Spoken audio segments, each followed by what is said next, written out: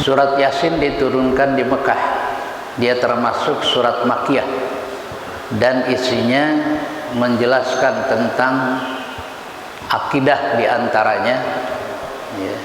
Dan surat Yasin itu lengkap sebenarnya isinya, menjelaskan tentang urusan keduniaan, urusan keesaan Allah, dan urusan-urusan akhirat.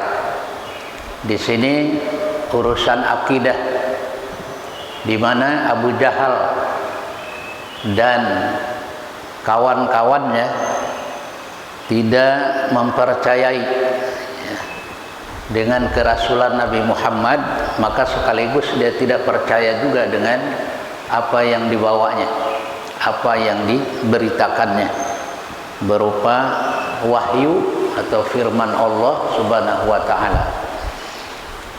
Maka Allah Subhanahu wa taala menurunkan firman, kalau memang tidak percaya, ya, maka kata Allah di ayat sebelumnya itu bahwa coba wadrib lahum mathalan ashabal qaryah, buatlah perumpamaan Muhammad, ya, satu gambaran wadrib lahum mathalan ashabal qaryah, yaitu penduduk suatu negeri yang kemarin dijelaskan bahwa negeri itu adalah negeri Antokia yang berada di wilayah Turki.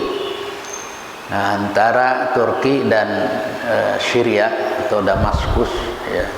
Disitulah dalam beberapa riwayat dijelaskan penduduk Antokia, sebagian mufassir mengatakan mereka dihancur luluhkan karena tidak beriman kepada 3 orang Rasul yang diutus. 3 orang Rasul sekaligus.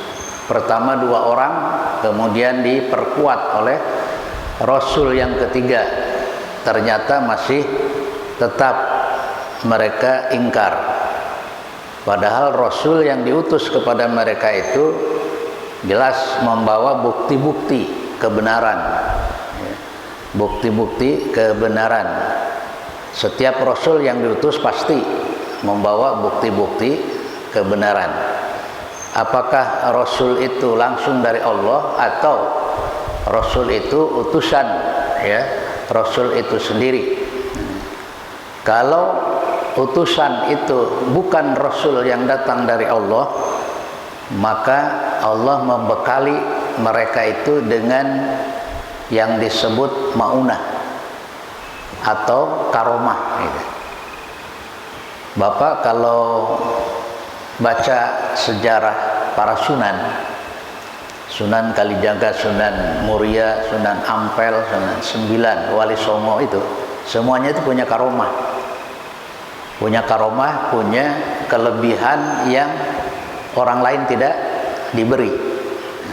Untuk apa? Untuk membuktikan bahwa dia itu adalah orang yang membawa kebenaran.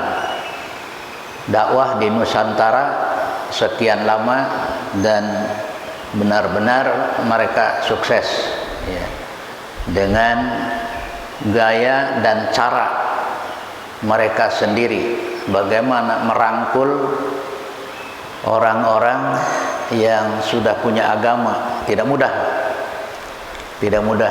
Sudah punya agama asli Hindu, Buddha, animisme, kepercayaan yang tidak mudah. Orang sudah punya keyakinan untuk berpindah, ya, kepada keyakinan lain.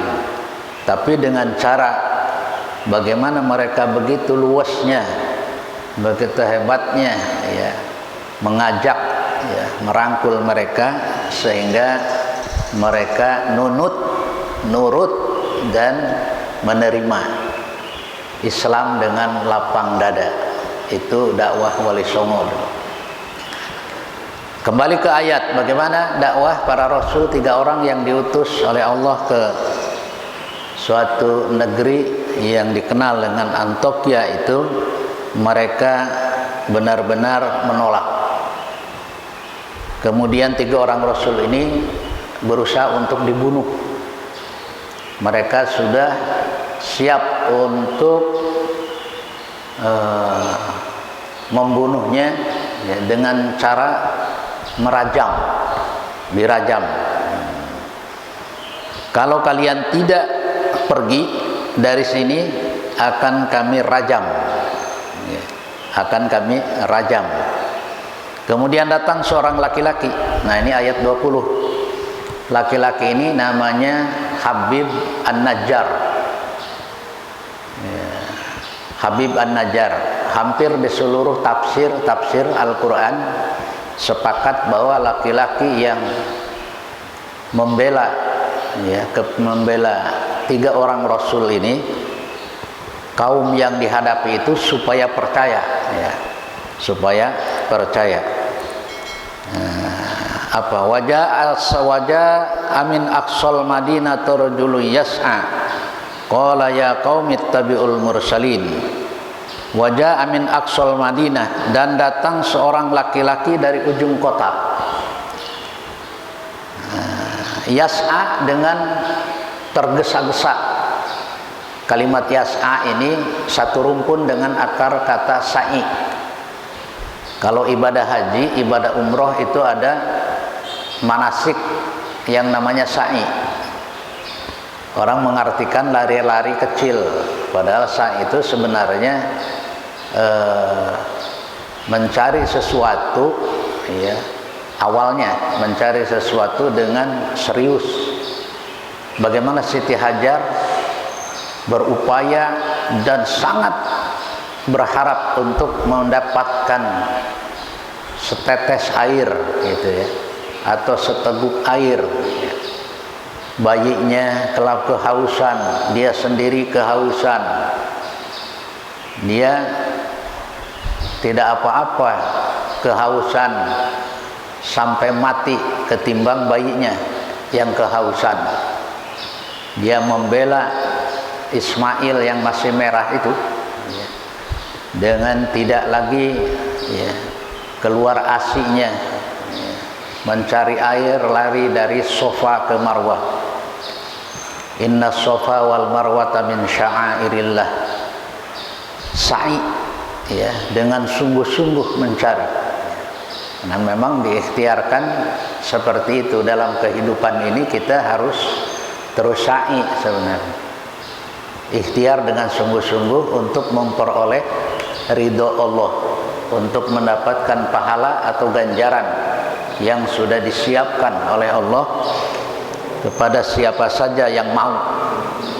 Allah menawarkan. Kembali lagi ke ayat, seorang laki-laki ini dengan sungguh-sungguh dia datang ke tempat orang-orang yang sedang berkerumun, berkumpul akan merajam tiga orang Rasul ini.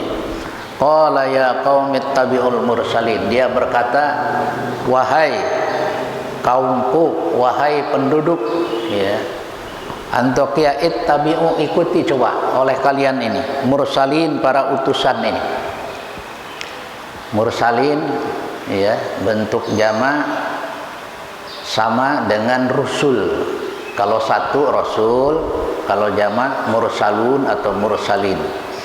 Ikuti para utusan ini. Ittabi'u man la yas'alukum. Ikuti, ikuti oleh kalian man la yas'alukum ajra, di mana para rasul ini datang, mereka itu tidak mengharapkan imbalan, tidak mendapat upah, tidak mengharapkan upah.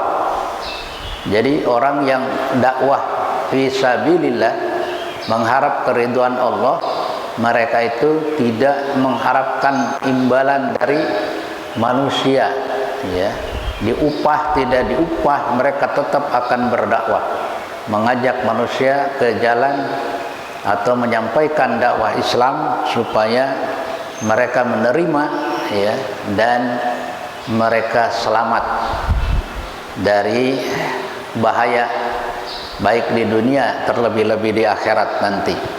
Itulah tugas dai. Dan tugas dakwah ini sebenarnya bukan monopoli para ustadz, kiai, mubaligh, ajengan, kiai, bukan. Kewajiban setiap individu muslim, laki-laki, perempuan, tua dan muda, ya. Apa kata Nabi? Ballighu anni walau ayatan. Sampaikan dariku meskipun secuil, meskipun satu ayat. Tahu kebenaran, sampaikan. Ya. Kepada siapa? Kepada orang terdekat kita. Di antaranya keluarga kita, teman dekat kita. Sampaikan apa yang sudah menjadi keyakinan bahwa ini kebenaran, maka sampaikan. Nah, itu tugas kita semua, ya. Bukanlah itu urusan ustadz, itu urusan kiai, bukan. Jadi kewajiban setiap individu muslim itu dakwah itu. Nah, saya tidak bisa ngajarin banyak, tidak bisa menyampaikan ilmu yang luas. Saya cuma bisa ngajar alif-alifan misalnya, ya. Ajarin tuh, tapi jangan alif-alifan, alif beneran. Ya, alif-alifan kan namanya sama mobil-mobilan, bukan mobil beneran. Nah, jadi ajarkan, walaupun hanya kita bisa mengajarkan buku Iqra, A, Ba, Ta, Sa, dan seterusnya. Semua itu berguna dan bermanfaat. Bahkan itu bisa menjadi amal jariah. Jamaah sekalian yang saya muliakan, ittabi'u man la yas'alukum ajra wa hum muhtadun, dan mereka ini berada di atas petunjuk. 3 orang rasul ini ikuti. Wa ma liyala a'budul ladzi fatarani wa ilaihi turja'un. Seorang laki-laki, Habib An-Najjar tadi, dia mengatakan, dan tidak ada alasan bagiku untuk tidak menyembah Allah yang telah menciptakan aku, ya, yang telah menciptakan aku, dan hanya kepadanya lah kamu semuanya akan dikembalikan. Wa ilaihi turja'un. Jadi tidak ada alasan semua untuk tidak menyembah Allah. Apa alasan kalian tidak menyembah Allah itu? Padahal Dia yang menciptakan kalian, juga termasuk aku. Makanya di awal surat Al-Baqarah itu ada ayat a'udzubillahi minasyaitonirrajim, ya ayyuhan nasu ubudu rabbakumul ladzi khalaqakum walladzina min qablikum la'allakum tattaqun. Wahai manusia, nah, siapa saja yang merasa dirinya manusia diseru nih oleh ayat ya ayyuhan nas, wahai manusia, u'budu rabbakum, sembahlah Tuhan. Tuhan yang mana? Alladzi khalaqakum, Tuhan yang telah menciptakan kamu. Jangan Tuhan yang enggak ada urusan, enggak ada sangkut pautnya dengan kamu. Ini Tuhan yang menciptakan kamu. Itu yang berhak kamu sembah. Alladzi khalaqakum walladzina min qablikum, bahkan orang-orang yang sebelum kamu, Dia juga yang menciptakan itu. Coba sembah Dia. La'allakum tattaqun, mudah-mudahan dengan menyembah Dia, Allah Subhanahu wa taala, kamu menjadi manusia-manusia yang bertakwa. Wa ma liyala a'budul ladzi fatarani wa ilaihi turja'un. Ayat ini dengan tegas bahwa tidak ada alasan bagiku untuk tidak menyembah Allah yang telah menciptakan aku dan juga kalian, dan semuanya kalian juga akan dikembalikan kepada Allah Subhanahu wa taala. A'attakhidhu min dunihi alihatan in yuridnir rahmanu bidurrin la tughni anni syafa'atuhum syai'an wa la hum yunqadhun. Dia mengatakan lagi, mengapa aku ya akan menyembah Tuhan selain Dia, jika Allah Subhanahu wa taala yang Maha Pengasih menghendaki apa? Menghendaki bencana terhadapku, ya, pasti pertolongan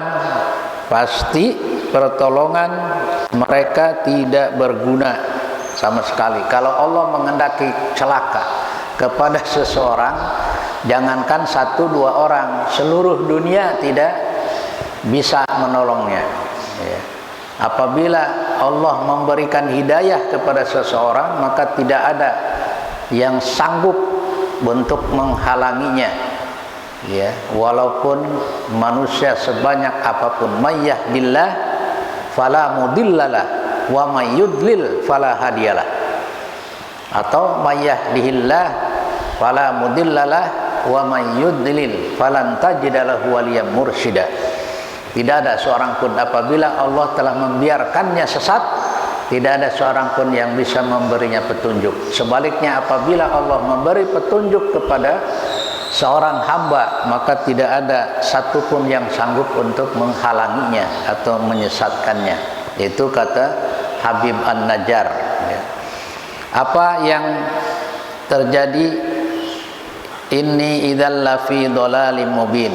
Kalau demikian halnya, maka kata Habib, maka aku tergolong termasuk orang-orang yang sesat, yang nyata-nyata berada dalam kesesatan kalau sampai tidak menyembah Allah Subhanahu wa taala. Inni amantu bi rabbikum fasmaun. Sesungguhnya aku percaya, beriman kepada Rabb kalian, maka dengarkanlah. Jamaah sekalian yang saya muliakan, akhirnya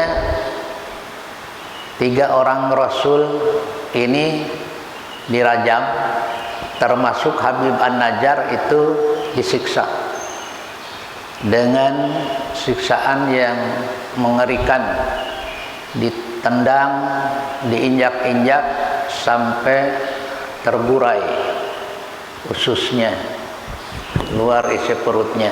Begitu penyiksaan, ya, orang-orang tadi, masyarakat atau penduduk. Dan Allah memberitahukan kepada Habib An-Najjar, apalagi kepada 3 orang Rasul tadi. Tapi yang jadi ukuran patokan di sini Habib An-Najjar yang membela 3 orang Rasul tadi itu, itulah dia syahid, ya, mati syahid. Qila dukhulil jannah, dikatakan kepadanya, kepada Habib An-Najjar itu, masuklah kamu ke dalam surga. Coba, seseorang husnul khotimah atau mati syahid, begitu berpisah roh dengan jasadnya, secara langsung mendapatkan kenikmatan, walaupun nikmat ini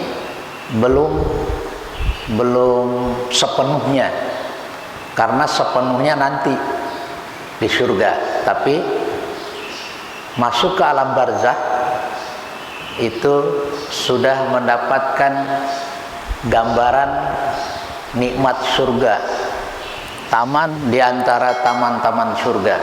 Bagaimana doa Nabi, Allahumma ja'al qabrahu raudhatan min riyadil jannah. Ya Allah, jadikan kuburnya orang-orang mukmin itu raudhah, taman, raudhatan min riyadil jannah, di antara taman-taman surga. Jadi mereka sekarang yang berada di alam barzakh ini, orang-orang mukmin, mereka sudah menikmati gambaran surga yang belum secara hakiki, karena surga yang hakiki itu nanti setelah hari kiamat. Setelah hari kiamat itulah surga yang hakiki. Kalau sekarang ini mereka berada dalam kenikmatan, mereka juga diberi rezeki. Wala taqulu liman yuqtalu fi sabilillahi amwat bal ahya'un inda rabbihim yurzaqun. Mereka sudah memperoleh rezeki, sudah mendapatkan kebahagiaan, kesenangan. Bahkan ditanya, betah enggak itu? Oh, jangan ditanya. Sudah nikmat di sini, enggak mau kemana-mana lagi. Oh, belum. Ini baru apa namanya? Kalau bahasa kitanya ya, baru DP gitu, apa ya? DP itu baru persekot, apa persekot.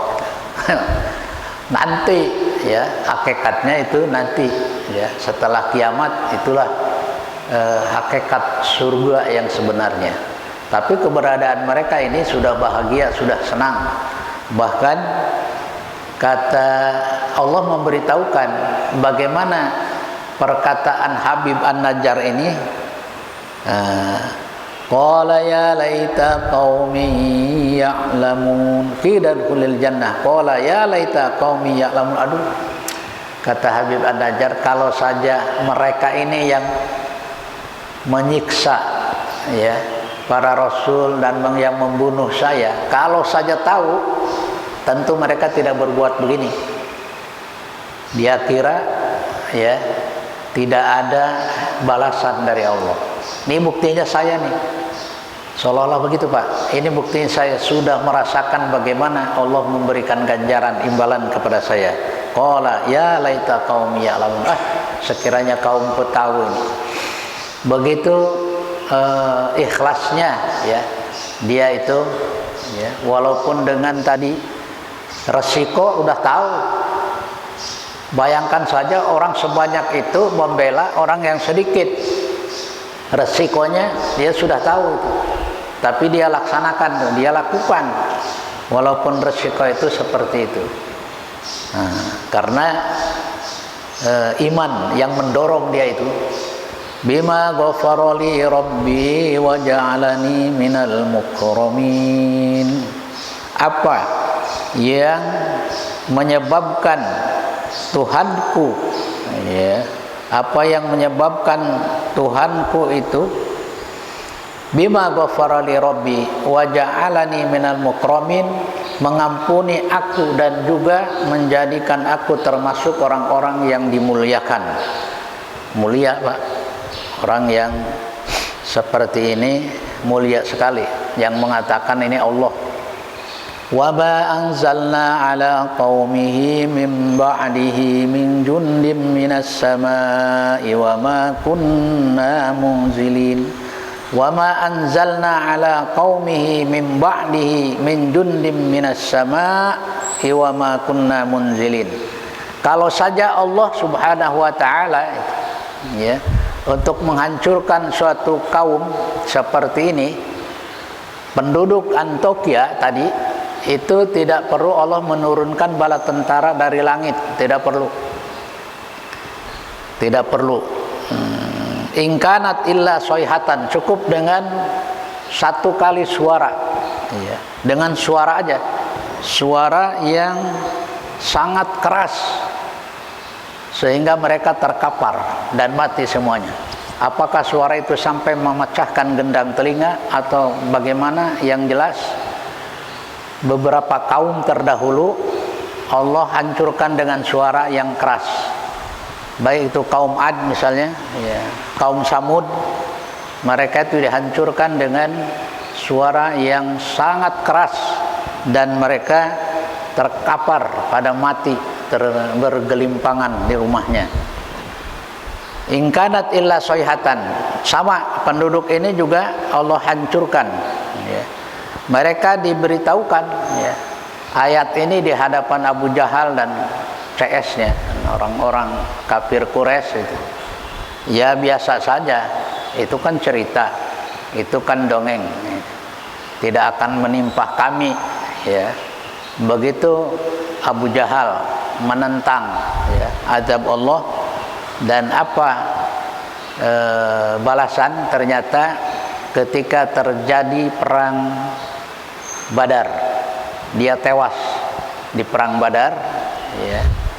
Dan dalam riwayat itu justru anaknya yang membunuh, si Iklimah ya, putra Abu Jahal ya. Kemudian dalam riwayat beberapa bulan setelah terjadi perang Badar itu, Rasulullah dengan para sahabat suka lewat ke Badar. Badar itu antara Mekah dan Madinah. Di situ ada sumber air ya. Disitulah dikenal dengan terjadinya perang Badar. Dan perang Badar ini perang yang sangat menentukan dalam sejarah. Ketika berhadapan atau ketika sebelum terjadinya, sebelum berkecamuknya pertempuran Badar itu, Nabi berdoa dengan mengangkat tangan tinggi-tinggi, ya Allah, hari ini kami menghadapi musuh yang 3 kali lebih banyak, ya. Bayangkan aja Pak, 3.700 lawan 3.000, kelipatannya berapa ya? Kalau kami kalah hari ini, tidak ada lagi yang menyembah engkau. Doa Nabi itu sampai segitu. Kalau kami hancur hari ini, maka tamat riwayat Islam. Karena penentuan ini, perang Badar.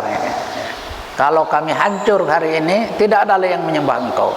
Padahal Nabi punya senjata itu. Senjata apa? Semua Rasul diberi 3 senjata. Dan 3 senjata ini sudah dikeluarkan. Namanya senjata pamungkas. Kalau dia minta berdoa kepada Allah langsung. Enggak pakai ditunda, langsung. Semua Rasul sudah dikeluarkan 3 senjatanya ini. Nabi Nuh sudah dikeluarkan senjata pamungkasnya. Ya Allah, ini bandel-bandel banget nih kaum saya ini. Terus maunya gimana? Rabbi la tazar alal ardi minal kafirina dayyaro. Habisin aja lah. Jangan kau sisakan segelintir pun orang kafir di muka bumi. Kata Allah, maunya gimana? Ya udah, habisin aja. Baik, kata Allah, siap-siap aja. Bikin aja kamu bahtera, bikin kapal. Dihabisin Pak. Dihabisin dengan air bah, dengan banjir besar. Ya, diulang-ulang dalam Al-Quran. Demikian juga halnya, ya, Nabi Lut sudah dikeluarkan senjata pamungkasnya. Ya, ya Allah, kaumku ini bandel, ya, nggak bisa dinasihatin. Masa mereka, ya, tidak normal, ya. Kaum Nabi Lut itu homoseksual. Apa azab Allah yang diberikan kepada kaum Nabi Lut? Ditumplek Pak. Bumi itu dibalikin. Pertama dihujani dengan hujan batu. Setelah itu buminya dibalik. Buminya dibalik. Ini kalau bumi dibalik, nggak ada Masjid Al-Mumin ini. Yang ada tanah merah. Kemana? Ke bawah, dibalik, ditumplek begini. Itu sampai sekarang masih jelas nampak, ya, peninggalan bagaimana negeri Sodom Allah jungkir balikan, ya. Allah jungkir balikan sampai sekarang itu masih nampak bekas-bekasnya. Jurusan Suez dan Panama itu masih nampak, itu kaum Su'aib dan kaum Lut yang Allah balikan buminya, dihancur, ditumplak. Sampai sekarang masih ada puing-puingnya. Jamaah sekalian saya muliakan, semua Rasul sudah dikeluarkan senjata pamungkasnya. Nabi Muhammad disisakan. Beliau baru 2, yang satu enggak. Tetap saya pertahankan. Kan pernah ditawarkan oleh Jibril, wahai Muhammad, apa maunya? Kalau engkau berdoa kepada Allah, saya cabut gunung-gunung yang ada di sekitar Taif ini. Saya cabut gunung-gunung dan saya timpakan kepada mereka biar musnah, biar hancur semuanya. Gimana? Tidak. Jangan. Kalau mereka dihancurkan, selesai urusannya. Tapi saya berharap, kenapa mereka berbuat begini? Karena mereka tidak tahu siapa saya. Kalau mereka tahu saya Rasul, tentu tidak berbuat begitu. Karena mereka tidak tahu, maka wajar mereka berbuat demikian. Saya berharap mereka menolak, tapi nanti ada anak cucunya. Ada anak cucunya yang akan menerima Islam. Negeri Taif sudah ditawarkan oleh malaikat Jibril mau dihancurkan dengan cara dicabut gunung-gunung, ditimpakan. Jangan. Malah Nabi berdoa, Allahumma hdi qaumi fa innahum la ya'lamun. Ya Allah, berilah negeri Taif ini petunjuk karena mereka tidak tahu siapa saya. Nah, itu malah Nabi berdoa, ditahan, disimpan senjata. Untuk apa? Untuk nanti di akhirat, untuk menyelamatkan umatnya. Itulah yang dikenal dengan syafaatul uzma. Syafaat pertolongan uzma besar, azim, ya. Syafaatul uzma, pertolongan yang besar. Tidak ada yang bisa memberi syafaat kecuali Nabi Muhammad sallallahu alaihi wasallam khususnya untuk umatnya yang akan masuk neraka tidak jadi masuk neraka karena mendapat syafaat dari Rasulullah sallallahu alaihi wasallam. Ini yang beliau pikirkan, yang tetap beliau pertahankan, senjatanya tidak dikeluarkan, ya. Kembali kepada Habib An-Najjar, ingkanat illa soihatan, bahwa kaum yang menolak tadi itu cukup Allah menghancurkan dengan suara yang amat keras, sekali suara saja, tidak berulang-ulang. Nah, kemudian nanti kiamat itu diawali dengan tiupan sangkakala. Malaikat Israfil itu menurut Al-Quran 2 kali, tapi ada riwayat 3 kali. 1 kali menghancurkan, 2 kali untuk mengembalikan, ya, untuk membangkitkan. Ada 3 kali menghancurkan, kemudian untuk menghidupkan kembali dan menghimpun atau mengumpulkan. Jamaah sekalian saya muliakan, ya hasratan alal ibad, ya hasratan alal ibad, ma ya'tihim min rasulin illa kanu bihi yastahzi'un. Ini semacam ya hasratan alal ibad, aduh, penyesalan, ya, atas hamba-hambaku, ya.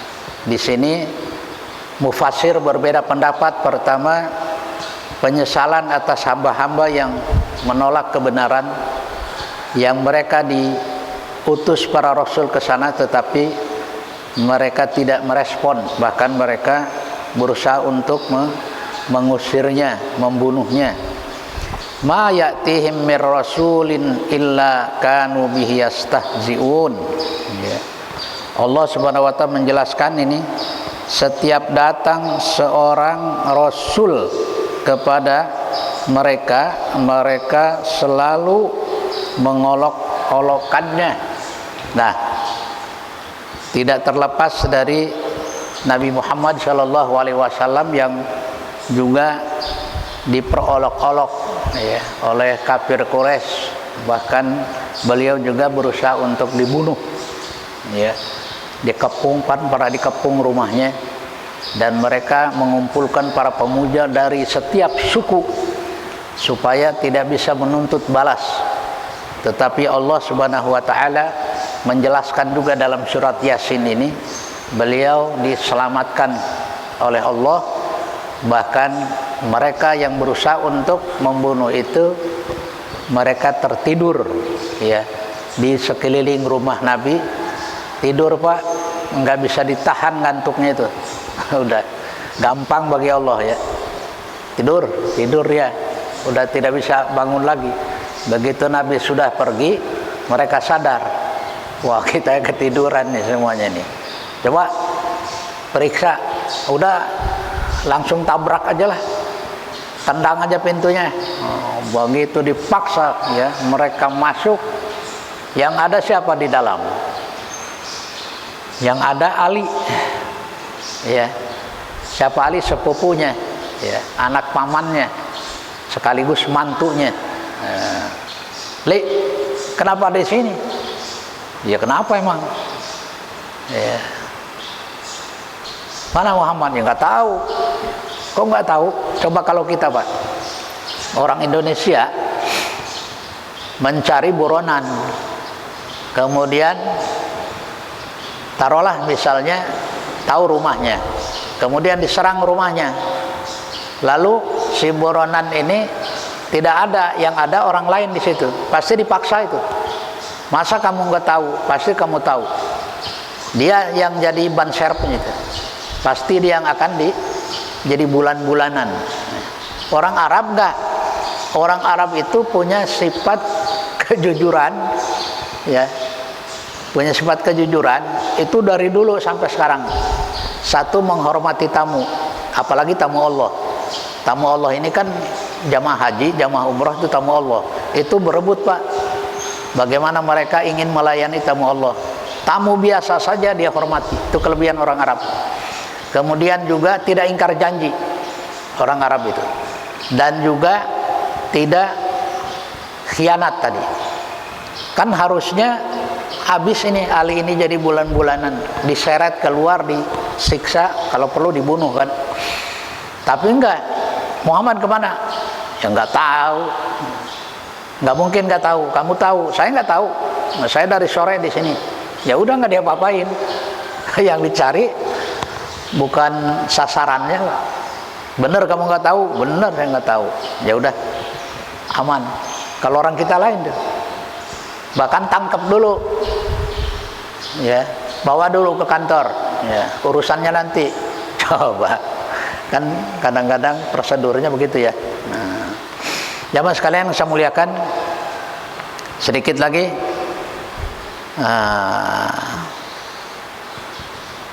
Allah Subhanahu wa taala menyelamatkan para rasul, tapi ada juga para rasul yang memang ketangkep, kemudian juga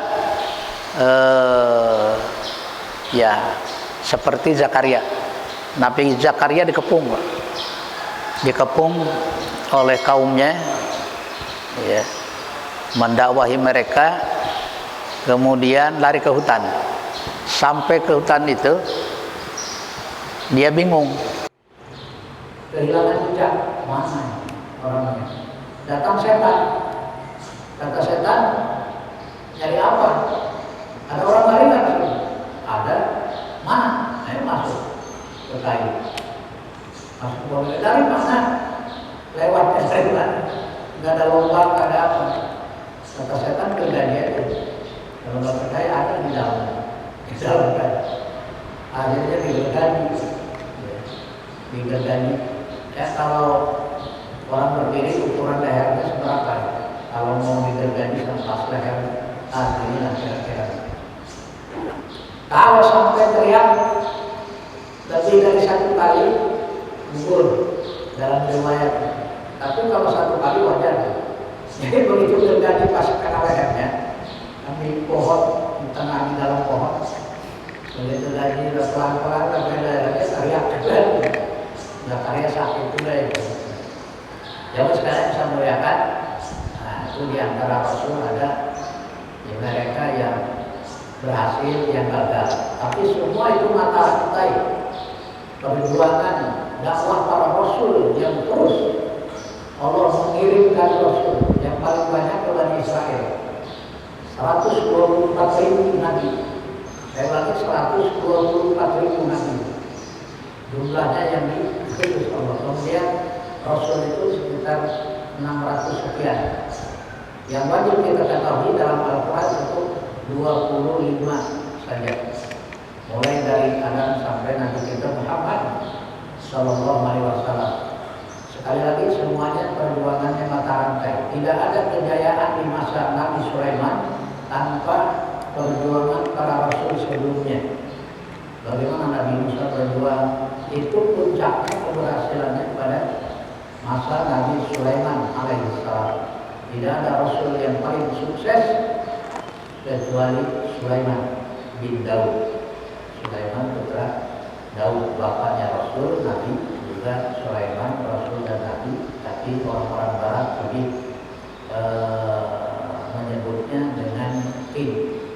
Apa king? Raja. Ya, King Solomon, Raja Sulaiman. Di samping raja dia nabi dan rasul. Hebat Sulaiman. Karena ilmunya Allah menganugerahkan ilmu, paham dengan semua bahasa binatang, semua tunduk jin kepada perintahnya, apalagi manusia. Ini saja tadi kita, mudah-mudahan nanti kita melanjutkan ya, bagaimana surat Yasin ini melukiskan ya, tanda-tanda kebesaran Allah, ya, bagaimana sejarah orang-orang yang dihadapi oleh para rasul baik sebelum Nabi Muhammad maupun sesudahnya, semuanya berlaku sunnatullah atau orang menyebutnya dengan hukum alam, padahal bukan hukum alam, sunnatullah. Ya kalau begini maka begini akibatnya, kalau begini itu sunnatullah namanya. Kalau kamu kafir, mati dalam kekafiran neraka. Pasti. Kalau kamu taat, berbakti, beriman, kamu surga. Pasti tidak? Pasti. Yang bilang pasti siapa? Allah. Nah itu namanya sudah keluar pemalang, maka pertahankan ya keimanan, keislaman kita, terus kita berbuat baik. Yakinkan semua amal sekecil apapun Allah akan mencatatnya dan akan diperlihatkan kepada kita dan akan memperoleh balasan. Saya kira ini tadi kita ya sudah cukup waktu, tidak ada pertanyaan. Saya akhiri, saya tutup dengan doa kafaratul majlis.